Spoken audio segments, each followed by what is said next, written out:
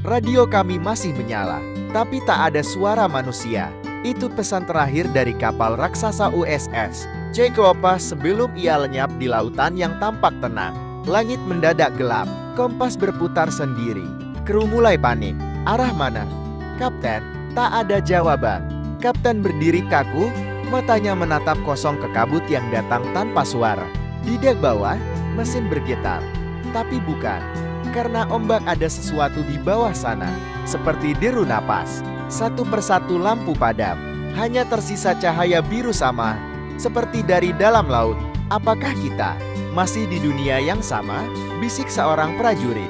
Beberapa hari kemudian, kapal lain menerima sinyal SOS dari koordinat yang sama.